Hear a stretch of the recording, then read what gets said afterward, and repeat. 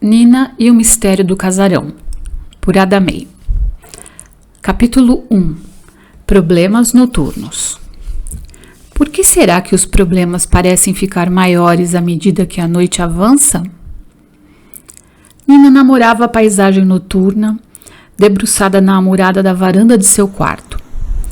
A lua cheia iluminava a noite com uma luz esbranquiçada, refletindo sua forma perfeitamente redonda no espelho de águas negras do oceano. As ondas prateadas vinham quebrar na praia, onde, logo depois da faixa de areia branca, começava o gramado do jardim de sua casa. Verdadeira lua de lobisomem, murmurou, repetindo o modo como seu amado e já falecido avô gostava de chamar a lua cheia. Era só mais uma das coisas que eles gostavam de fazer juntos. Olhar o firmamento, contar estrelas e histórias, admirando o mundo à luz do luar. Ultimamente, apesar da beleza do espetáculo, admirar a lua tinha se tornado mais um motivo de tristeza em sua vida. Num gesto de mau humor, Nina fechou bruscamente a janela de sobrado e entrou. Sentada na cama, de cara contra a parede, ficou imaginando de onde viria tamanha melancolia. Droga, murmurou desanimada. Nina passara a vida toda naquela casa à beira-mar e sempre tivera muito prazer com isso. No entanto, naquela noite, o hipnótico som das ondas batendo contra a praia a estava deixando maluca. E conforme as horas iam passando, mais irritada ela ficava, principalmente porque sabia que nem mesmo esse nervosismo sem razão aparente era normal. Até parece gente se lamentando, pensou, alarmada. Desde muito pequena, Nina fora assim, como direi, meio esquisita. Na opinião do partido dos simpatizantes, ela era uma garota muito sensível. Já a oposição, chefiada por uma mãe linha dura, achava que a tal sensibilidade era frescura mesmo. Chiliques de alguém que desde bebê tinha sido mimada por todo mundo. O avô, em vez de dar palpites furados, preferia levar a neta para passear num lugar bem divertido, toda vez que ela ficava muito triste ou esquisita demais, segundo a opinião geral. Na verdade, a garota tinha mesmo a sensibilidade à flor da pele e sofria com isso. Sentia-se incomodada por coisas que muitas vezes eram difíceis de explicar, como naquele instante em que fechava a janela, imaginando se não haveria um jeito de desligar o irritante barulho do mar. O mais estranho é que, à luz do dia, praticamente nada incomodava sua vida, que costumava seguir de maneira tranquila, quase sempre feliz. Nina era ativa e corajosa, criativa e entusiasmada com muitas coisas diferentes. Já à noite, a história era outra. O menor ruído, qualquer sussurro ou sombra, era o suficiente para deixá-la de cabelos em pé, como se a noite trouxesse mistérios e inquietações de natureza desconhecida. Nessas horas, ela própria admitia, era a primeira a se achar muito esquisita. Como quando estava sozinha no quarto e, de repente, pulava como uma rã, movida pela certeza absoluta de que havia mais alguém por perto. Seguia-se então uma inquietante e amalucada rotina de passar o quarto inteiro em revista, à procura sabe-se lá do quê. E o principal problema era que, apesar da busca inútil, a má impressão persistia sempre. Desde aquele exaustivo processo de procurar para nunca encontrar, quando ela se deitava na cama e finalmente conseguia dormir, vinham os famosos pesadelos para persegui-la noite adentro. Às vezes, eles eram tão reais e assustadores que, mesmo depois de estar acordada, Nina continuava assustadiça e cheia de medo.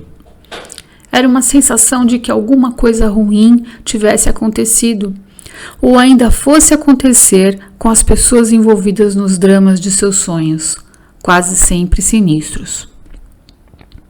Esse era um problema antigo e que só há pouco tempo Nina começara a enfrentar. Durante sua meninice, ela perdera a conta do número de vexames que dera, acordando a casa toda aos gritos no meio da noite, sempre que algum cristão ignorava seu pânico de escuridão e apagava a luz do abajur. Naquela noite, enquanto tentava conciliar o sono, embalada um tanto a contragosto pelo murmúrio das ondas batendo na praia, Nina começou, meio sem querer, a relembrar um desses episódios estranhos de sua infância recente. Que baita escuridão! Quem foi que apagou a luz? Papai prometeu que deixaria a luz acesa. Que barulho foi esse? Não vejo quase nada nessa escuridão. Será que tem alguma coisa se mexendo debaixo da minha cama? Pai! Um grito de terror preencheu a noite enluarada. No quarto ao lado, o pai acordou tão assustado que começou a estapear o ar, contagiado pelo desespero daquele terrível grito de agonia. Então se lembrou, era a pequena Nina, gritando mais que ambulância, sinalizando emergência. Devia ser a terceira vez que isso acontecia somente naquela semana. A pobre mãe limitou-se a emitir um resmungo, contabilizando a vez dele para acudir à filha. Então, lá se foi o coitado, zonzo de sono e quase tropeçando nas próprias pernas, em busca da destrambelhada. Quem é dessa vez? Perguntou ele, acendendo a luz para espantar o monstro de plantão naquela noite. Psiu! E a menina esticou o dedo sobre os lábios, pedindo silêncio. Hoje não é noite de lua cheia? O pai revirou os olhos em sinal de protesto, ao que a filha retrucou. Então deve ser um lobisomem. Já sei. E aposto uma noite inteira de sono como ele está escondido debaixo da sua cama, não é? Falou o pai, já se abaixando para fazer a costumeira vistoria noturna. O pai estava tão cansado daquela rotina que chegou a torcer para encontrar algo que justificasse o desespero da filha. Quem sabe, ao menos dessa vez, não encontraria um rato? Naquela noite, até mesmo uma barata nojenta serviria de consolo. Não tem nada aqui. Aliás, como você já deve estar cansada de saber. Ergueu-se e abraçou a menina, tentando esconder seu próprio desapontamento. Foi só outro pesadelo, filha. Você precisa parar com isso. Quando não é um lobisomem, é um fantasma, ou um monstrengo qualquer. Vale até mula sem cabeça. É que você não viu a cara feia dela, resmungou a pequena Nina, meio sem graça. Me explica como a mula pode fazer cara feia se nem cabeça a coitada tem, desafiou o pai. Acabaram rindo juntos com aquela conversa sem pé nem cabeça. Filha, quantas vezes eu preciso dizer que não existe nada disso, que é tudo coisa da sua imaginação, que você pode dormir tranquila, sem medo. Tem razão, papai, é bobagem minha, mas parece tão de verdade quando você não está aqui. Desculpou-se a guria, mas em seguida contra-atacou. É tudo culpa da escuridão. Quem mandou apagar a luz? Você prometeu que ia deixar a luz do abajur acesa. E não se esqueça desse buraco enorme, bem debaixo da minha cama. Cabe qualquer tipo de coisa escondida aí. Desculpe, esqueci da luz, mas te dou minha palavra de honra que isso não vai mais acontecer. E prometo tentar convencer sua mãe da necessidade de se erguer um muro debaixo dessa cama, ok? Agora deita e fecha os olhos. Vou ficar aqui até você dormir novamente. E tratou de puxar a poltrona para junto da cama, assumindo seu posto de vigilante noturno. Nina pensava que poderia se lembrar de inúmeros episódios iguais àquele ao longo de sua vida. Certa vez, o avô veio visitá-la e, quando ficaram a sós, ele aproveitou para perguntar do que ela tinha tanto medo. Nina começou a desfiar uma verdadeira lista de apontamentos. Em primeiro e destacadíssimo lugar estava o medo do escuro, seguido bem de perto pelo terror provocado pelos pesadelos. Isso tudo, mais aquela famosa impressão de que sempre havia alguém escondido em algum lugar no seu quarto. Foi nessa ocasião que o avô aconselhou a neta a rezar o Pai Nosso antes de dormir e, talvez só para garantir o sucesso de sua terapia, presenteou-a com um delicado rádio portátil, cor de abóbora. Faça assim, aconselhou o avô. Primeiro, reze bem direitinho, pedindo a Deus que a proteja. Depois, ligue o radinho debaixo do seu travesseiro, tocando baixinho uma música bem relaxante. Aposto que você dormirá como um anjo e terá sonhos bem mais tranquilos. Nos últimos tempos, Nina aprendera a lidar melhor com suas esquisitices. Aprendera com a experiência de que não podia contar a qualquer um muitas das coisas estranhas que lhe aconteciam. Não dizia a quase ninguém que sentia essas presenças invisíveis em muitos lugares.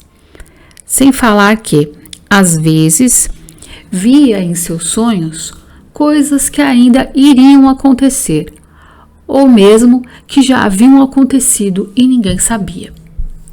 Como na ocasião em que Nina sonhou com a cachorrinha da amiga Juliana, que tinha sumido no dia anterior. No sonho, ela viu Cleo, esse era o nome da tal cachorra, na maior felicidade perseguindo um rato pela calçada, até que o bicho entrou uma boca de lobo, a cachorra tentou ir atrás, caiu e ficou presa no buracão. No dia seguinte, logo cedo, Nina correu até a casa de Juju e arrastou a amiga até o lugar que ela vira em seu sonho. Batata. Lá encontraram a coitada da cachorra, muda de tanto latir. Foi preciso chamar os bombeiros para resgatá-la do buraco. Desde então, Juliana passou a levar as esquisitices da amiga um pouco mais a sério. Mesmo assim, apelidou Nina de Madame Sarita, que era o nome de uma cartomante síria que sua tia costumava frequentar. Nina odiava a brincadeira, porém não reclamava, porque Juliana era a única pessoa no planeta que, bem ou mal, parecia acreditar nela. Naquela manhã quente de outubro, Nina acordou possuída por um mau humor terrível. E não sem razão, já que passara a noite inteira dormindo e acordando de hora em hora, sempre com a clara impressão de que havia alguém parado aos pés da cama. Era como se houvesse alguém lá a observá-la o tempo todo. Na volta da escola, ela e Juliana seguiam caminhando juntas, falando sobre bobagens, quando Nina, de repente, perguntou a queima-roupa: Juju, você acredita em fantasma? A garota foi pega de surpresa com aquela pergunta esdrúxula. Na verdade, ela nunca tinha pensado nisso, mesmo porque tinha verdadeiro pavor sobre o assunto e não desejava sequer pensar nele. Credo, Nina, que papo mais Halloween! Por que isso agora? Tudo bem que estamos em outubro e agora é moda imitar os americanos com suas festinhas e fantasias de gosto duvidoso, mas... Não enrola, acredita ou não? Insistiu Nina, sem paciência para o papo furado. Como é que eu vou saber? Nunca vi nenhum, respondeu Juliana, encabulada e louca para mudar de assunto. Mas será que a gente tem que ver tudo para poder acreditar? Você já viu algum micróbio por aí? Insistiu a amiga. Não, claro que não. Depende, sei lá. Por que você quer saber? Conta logo, o que foi de esquisito que te aconteceu dessa vez? Intimou Juliana. Nina contou do episódio ocorrido na noite anterior, porém, Juju não se convenceu. Mas se você não viu ninguém aos pés da cama, como pode ter certeza de que tinha mesmo alguém lá? Perguntou fazendo cara de ponto de interrogação. Nina não sabia como explicar o acontecido. Sua certeza era tão palpável quanto o sol que ardia sobre suas cabeças. Então, de repente, ela teve uma ideia. Pediu: feche os olhos. Vai, fecha, Juju, por favor. Contrariada, porém obediente, Juju fechou. A garota contornou a amiga e parou bem atrás dela. Chegou bem perto, mas não tocou nela. Ficou parada ali por uns 2 minutos. Não disse nem fez absolutamente nada. E chegou mesmo ao cúmulo de prender a respiração.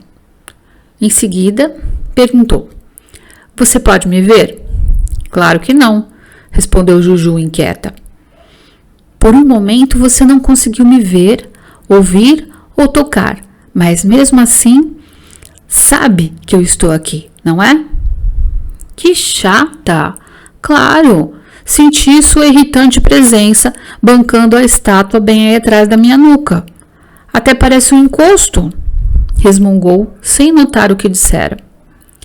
Pois é assim comigo também. Não vejo, porém, não preciso ver para sentir a tal presença perto de mim. Ai, meu Deus, será que é um fantasma? Sussurrou Juliana, como se mais alguém estivesse por ali.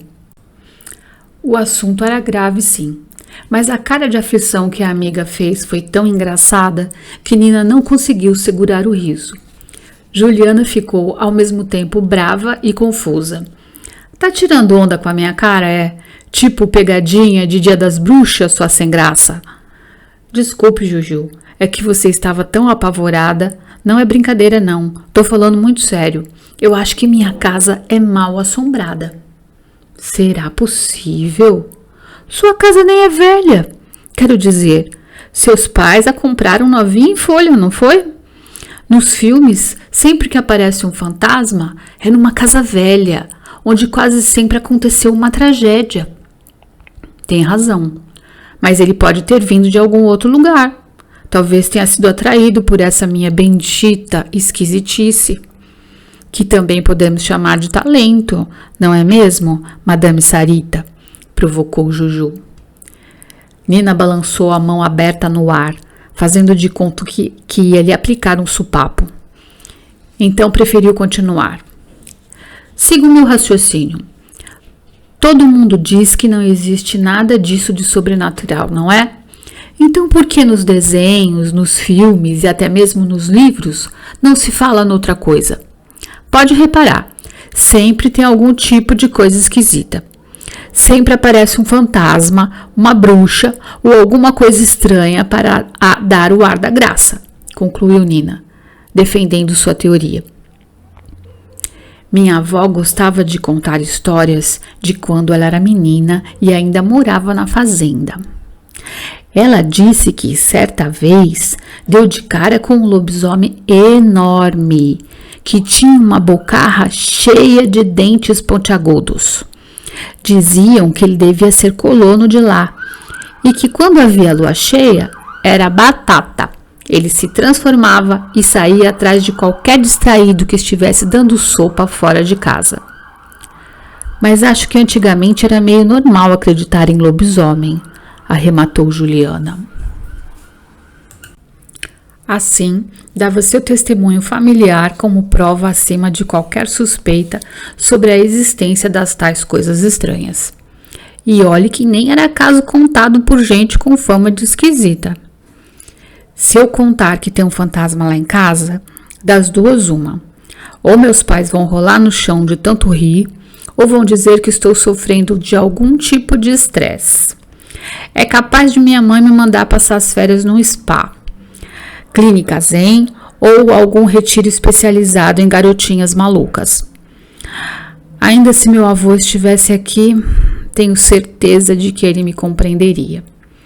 Tenho que encontrar um meio de provar que estou falando a verdade, não acha? Perguntou Nina. Nesse pé da conversa, ela olhou em torno e viu que estava falando sozinha, porque Juliana tinha acabado de atravessar a rua na tentativa de interceptar o trajeto de um sorveteiro.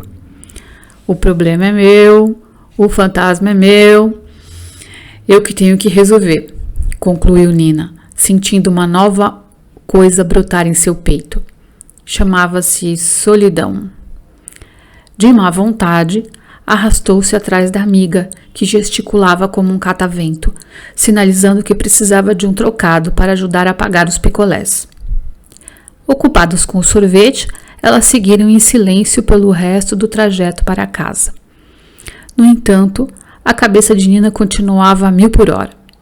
Ela não conseguia deixar de pensar no incômodo daquela questão. Nina chegou à conclusão de que, apesar dos adultos afirmarem exatamente o contrário, as tais presenças existiam mesmo.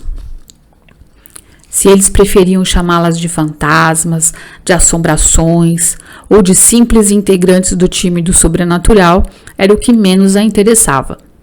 O problema real era justamente a facilidade com que as coisas desapareciam sem deixar rastro, ao menor sinal de que algum descrente se aproximava do local.